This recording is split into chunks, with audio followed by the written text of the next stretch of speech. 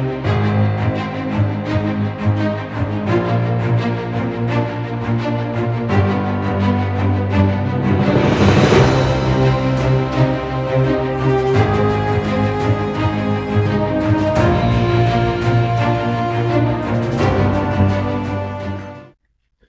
back to the Sleeping Grush podcast. I'm Matt. I'm still John. John, we're going to have to work on that. There's been some ideas out there. I saw a few coming across Discord the other day. Yeah. They weren't bad. They were not. They weren't bad. But it will speak to me when we get to run with Right. You know when you get the right one. Yeah. Right. Yeah. Right. All right, folks, welcome to our 12th episode. What a crazy thing. Jager's nodding at me, so I know that my math's right, which is a good thing. Give me the thumbs up down there. Jager math. Jager math. We always appreciate Jager Madsen for doing the work producer here for us. He does a great job, and he's going to be really putting things together here in a couple of weeks. Tell us about that, John. We're going to be doing these remotely. Matt and I will not be, due to outside circumstances, Matt and I will not be in the same location, and we're also going to be involving some other people we're going to interview. So we're going to be in separate places, possibly all three of us at some point. Right. But still, with modern technology and fairy dust. I carry that in my back pocket. That's right. Some kind of, spice magic. We will, execute some future podcasts where we won't be all sitting in the same room. Right. But it can be done, certainly. It absolutely can be done. We've done it? Yeah, we've done it. We've seen it done. We just want to let you know that that's something that we're going to be doing for the next couple of months. So we'll be all apart. It's going to be very sad. We'll make the best of it, though. Yep. There'll be an Adepticon episode. There will be an Adepticon episode. In fact, we might be recording a couple of episodes at Adepticon. Well, there, yeah. Yeah, because we're going to have a whole lot of people together. And, you should consider that Dan Rain's around the room. Because the truth may have changed. That's true. Remember that Gen Con podcast? Podcast? What's your favorite model, least favorite model around the room? Go. We've made some models since then. You don't know. And there's some really cool models. So, yeah, that might be something that we can keep in mind. Yep. Well, folks, today we are brought to you by the Cardboard Corner Cafe. Just like every week, they have graciously lent us this beautiful private RPG room that they have. They have two of them in the back of their cafe. So not only can you come into the Cardboard Corner Cafe, grab yourself an amazing waffle, some incredible drinks, play some games, but if you want privacy to run an RPG game without the noise of the crowd getting in the way, you can rent one of these amazing back rooms. So we say it every week, but if you have the opportunity to stop by the Cardboard Corner Cafe in this location, or I believe February 16th, they're opening their for the next market location. Stop by, folks. You will not regret it. So this week we are going to be talking about the map of Faelon. I gotta say, maps are one of the things that I just really love. I don't care what game system it's from. I collect these maps. I've got them all over the place. I've got them hanging in my office. I've got them folded up in my bookshelf. Brandy is all the time. My wife is all the time asking me, what are you doing with all those maps? And I'm like, I don't know. They're just going on an adventure. That's right. The Faelon map is one of these maps that are just beautiful. It's gorgeous. And this week, what we want to do is we want to go back into the mist of time.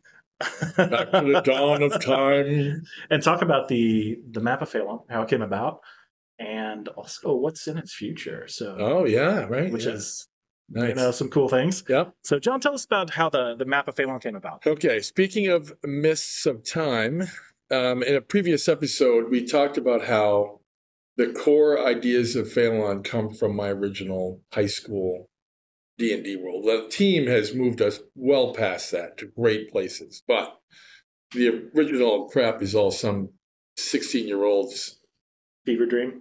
1970s fever dream. Dated myself. Because we got to get into this right after the original white box of D&D came out. So that map is the core. I went through several iterations. Matt's seen them all. I've drug out all these. And I love them. I love them. You can see this, it grows. My drawing skills improved a little bit between, 16 and 26. But when we finally decided to use it as a background for a world, and make a game or set of games that took place in that world, we needed a professional cartographer to take us to the right place. So, so we hired someone to do that for us, who has since become famous. Right? I mean, right? Yeah, a nice young man, a great young man named Jared Blando. Very, very skilled, creative. Very skilled. Too skilled for us nowadays. So, sadly. Sadly. But just a superb person to work with, just a nice person in general, and very, very talented. And we gave him the portion of the map that matched my favorite iteration of my hand-drawn one, okay, which stretched from the Great Western Ocean to just past Trillius in the east, and just north of the Dorsang Dinar, the mountains that Varkrel is in, to most of the way through the Shining Sea, the Southern Sea. Right. So you see the tip of the Southern Empire's continent, and the city of Arjan. Right. But you don't see the rest of the Southern continent. Right.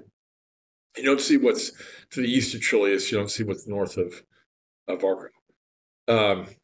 And that was, and he did that section. And what we gave him to do, the guidance we gave him was the geographical details, except for a couple things we have to have be true. They're yours to play with.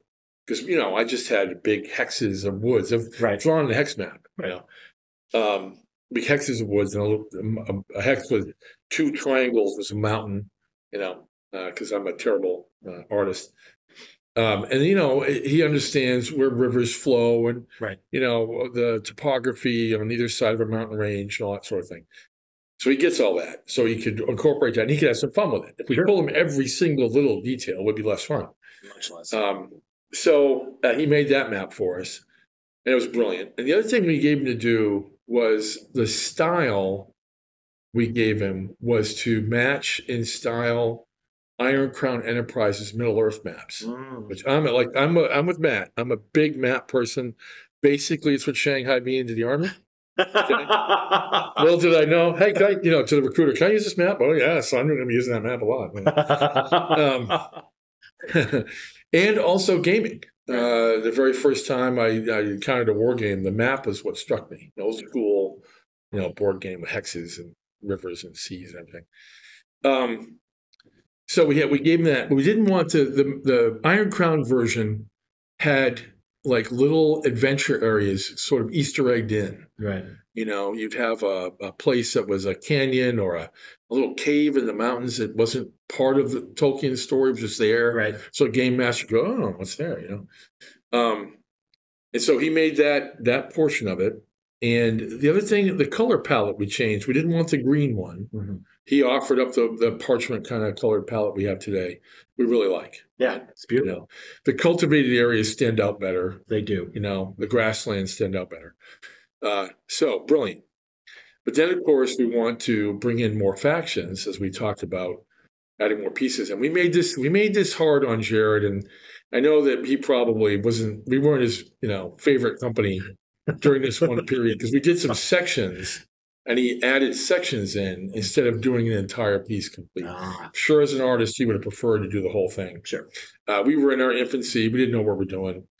And he was very patient with us. We're very, very grateful that he was so patient with us. And we expanded the map. We decided to put, because we didn't know, I had, quote unquote, is an old drawing of what's above the Dorsang Dinar, and quote says ice people. Right.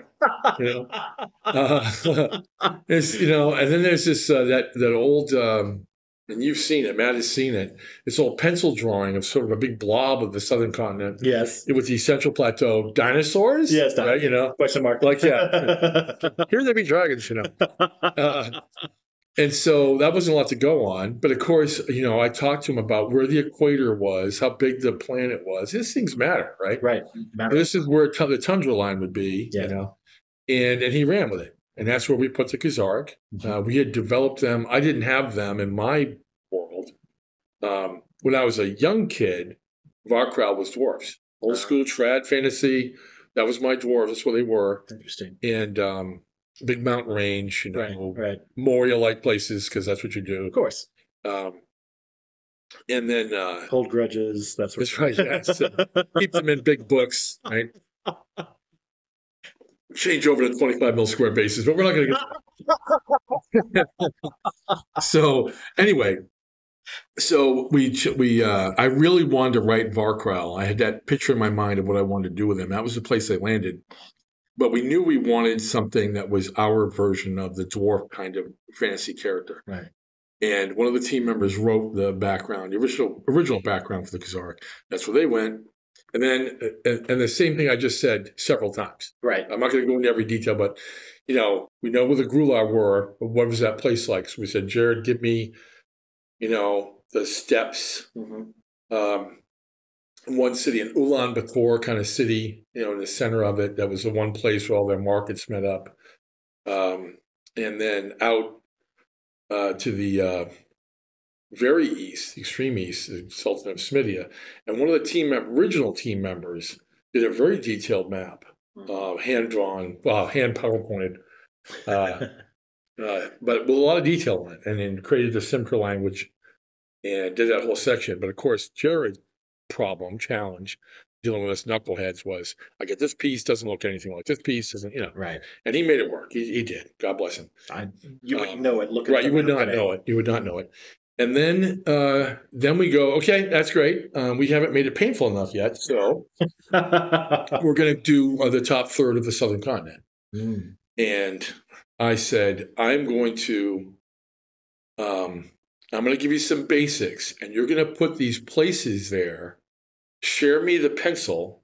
I'm going to give you the names back. Okay, so picture the portion of the map in your head right now. If you know it, you can go look at it when it's on World Anvil. And before you Yep. go any further, you can get it on World Anvil. Yep. You can also order a print of it off of the website. Correct. So you can get a big poster of this, so you know exactly what we were talking about. And those are really high quality too. Beautiful. I'm not just plugging our swag, but I was surprised how good they were. They are. There's one hanging here in tabletop. There is. It's gorgeous. I have one hanging in my office that is just absolutely beautiful. So we decided to do. So you can go look at what I'm referring to. There's two versions on World Anvil. There's one with a hex overlay, in case you want to use that for your campaign. And that's the way you like to manage things, or just a clean copy. And so from Arajan down to about 1/3 of the distance of the southern continent, and from Trazodem, the city where the Trazorite rebellion starts, right, on the west coast, out to past where the Mashale are. Yeah. And I gave him some parameters, but I did not say put this city here, put this city here. I wanted the Mashale terrain to look a certain way, different than what was around it, but not like this is where the forest is. So he did all that. Right. He did a great job. Did a great job. He gave me the border fortresses of Mashale. He gave me places on islands, river mouths where rivers fork. It's the kind of place that makes sense to have a habitation. Then I took an entire Saturday and named them. And so the names actually mean things, and they do. In the Chalish language, return the names, and he produced that, and then he melded them all together into this 77 megabyte vector art file that is so well done. You can zoom in and zoom out all you want, and you get a perfect resolution no matter what you do. So it's just as intelligently done as it could be done. Cost a fair amount of money. Probably we got over. He should have probably charged us more. I can say it now because we're good friends. He's a good guy. And he's also making maps for Game of Thrones and Wizards of the Coast. So he doesn't need my paltry check. But I didn't know that. Sure. Right now, I said, "What do you think this is worth?" And he told me, and we paid him. We didn't shyster him down, but we weren't rich at the time any more than we are now. And that's how that whole thing. So it all gets sewn together. And the cool thing is, it all came from different people's heads. And we didn't tell Jared to do anything more than we actually had to have be true. Right. Right. Now, of course, that applied less to the original core map from the Western Ocean to Trillius, because that's what I originally drew. Sure. And has always stayed the same. And then as we got further away from that, we had much, much more leeway. And so the cities of the southern continent are placed by not us, Right. right? By someone who understands topography, and the way human settlements develop, and the guidance for different portions, the guidance for how the Marshall area looked, Semidia, Grular, the southern, all different people. Khazaric, the free city Khazar, all came from different people. So allows it to look, it's not all one brain because Earth isn't all one brain, You know what I'm saying? Right. Well, it is all one brain, right? We could argue that all day. But it's not, creatively speaking, this fantasy world is a team effort. That's right. That's the important thing. That's right. I have to say that working for the company now, I live with that map up. Oh, sure. I don't do anything without that map in my face because, for me, a map isn't just where a place is. It's climate, it's culture, it's all of the stories. It's the story, right? Right. So it informs everything I do. So I find myself, if I'm away from my desk, not my laptop, it's always a tab up. And if I'm at my desk, it's always on a bigger screen. Right. Sure. So I'm typing, but I'm staring at it Mm-hmm. because it informs everything that I write and everything that I do. And I appreciate and always have about the Faelon map that it can speak to you like that. Even before I was writing things for the company or had anything to do with it other than rolling dice with the figures, it was something that spoke to me. And I think that that's the power of a good map, and ours is just gorgeous. Just gorgeous. So we've got this huge, beautiful map. We have the northern continent, and we have a third of the southern continent. What's beyond that? South, all three cardinal directions. So you're getting close to what is the planet's Arctic circle in the Khazar. Yeah. Right? Yeah. But the equator is well below the edge of the current southern map. Right. And we kept it roughly the size of Earth, just so we could all relate to it. When if we made it bigger or smaller, we were going to have to do all this astronomical physical calculations. To what end? Right. My eyes are glazing over just. Yeah, right. Just talking about right now. So we kept all those, so it's relatable. Yeah. So the distance. The inner sea, central Falcar, central Haredale, Pennsylvania. Right. It's the rough latitude of where that thing is. So you could get the climate in your head, the topography in your head. Right. So what's south of the map is the rest of Rishiel, the continent on which the Trazarite Empire resides. And while, and you have, of course, the Kingdom of Marshall is there too. Sure. It's a whole story there. The rest of it's the Trazarite Empire. But most or all of the imperial provinces, or most of all the provinces on the northern third, are imperial provinces. And as you go south, what you find are the subject kingdoms. Right. Right. Because it is an empire. It is an empire. Right. It's not a nation. Right. And so you're going to run into these subject kingdoms. We're going to have all kinds of stories. You're starting with one here soon on his check. Yeah. So in a couple of weeks, we're going to be publishing a couple of weeks from when we're recording this. By the time that this gets out, it'll probably be a lot closer. Yeah. Right. The lore summary for the province of Ischak, which is on the extreme southern tip of the southern continent. Right. So, but we have a bunch of others in the hopper too.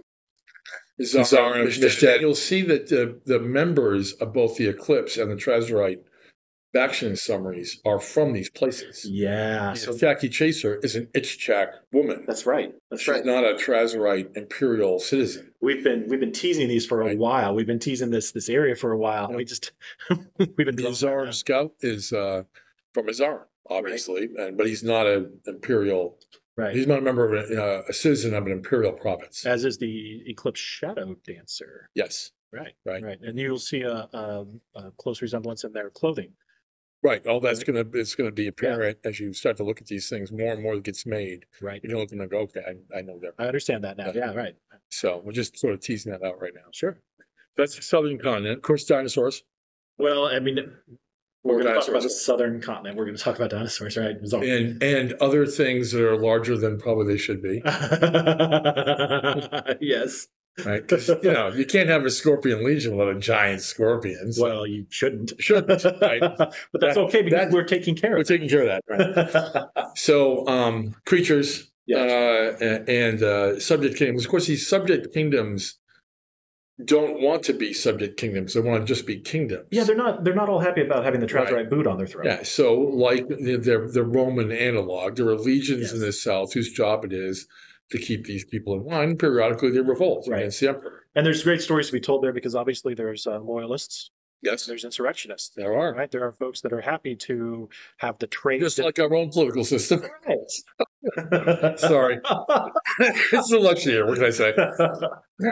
There's folks that want the trade of the Trazarite Empire, right, because it makes everything better. And then there's and folks rich.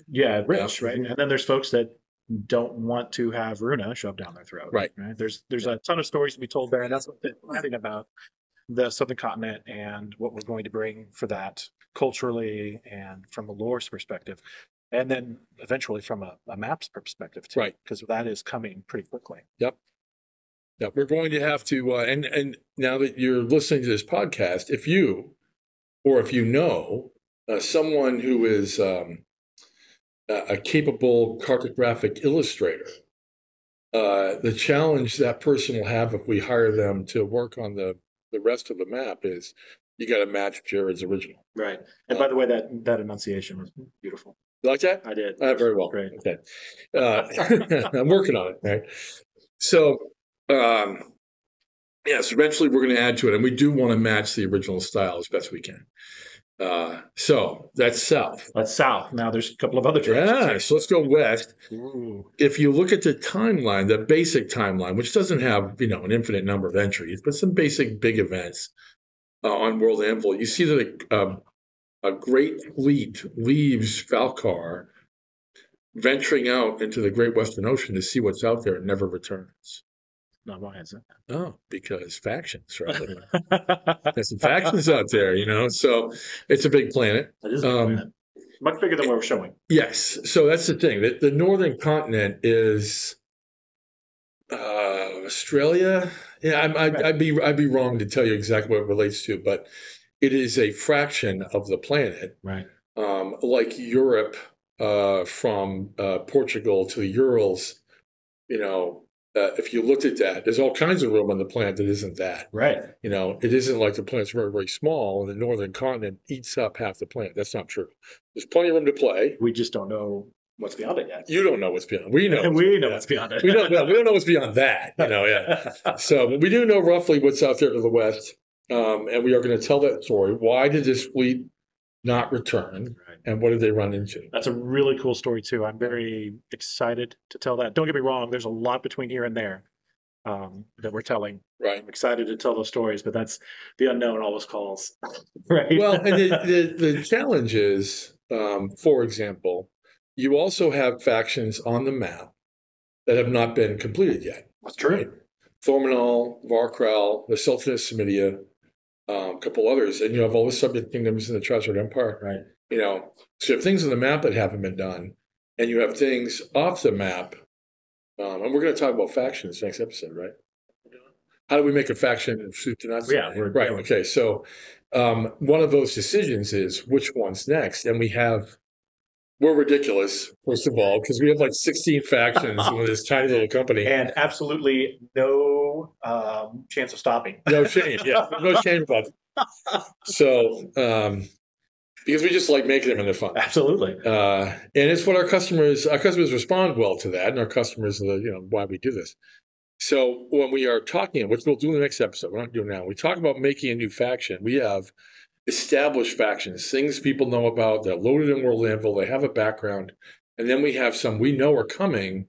We know are out there, but they're not. Their background isn't available yet. They're not even on the horizon yet. Yes. Yeah. And so the one out to the west would be one of those. Right. Okay. So the same thing is true if you go east. Now, unlike the western direction, we don't have a fleet leaving Esartiel and heading east. Instead, we have the Mershale fleeing something out to the east and coming west. That's right. Right. The Mershale land on the southern continent in colony ship because they left their homeland. But why? But why? That's so right, what's out there? So there's been a lot of speculation over the years, but we know what the deal is. But it's just one of our many stories we have left to tell. And so there is a faction, a threat, a something, a reason why the Michelle left where they were and came to Michelle, and we'll be telling that story as well. As powerful as they are, Yeah. what So does that look like? yeah. So yes, right. What spooks of Michelle? What Oh my spooks of Michelle, gosh, right. right? Something serious. So and we'll be telling that story. And what, we'll be talking in the next episode about why we choose, Yeah. and what we choose, what we draw from. Right. Right. But the map is a planet. Right? Yes. It's a world. And what you are seeing now is one continent and a piece of another, and there are many more locales, continents, islands, Right. things out there as yet unexplored. And we're just as excited about as you all are. Yep. About getting the hard decision is which one we do next. That's one of the most interesting and difficult things that we do is when we pick what's next, because we all want all of them now. Sure. Right. So do you.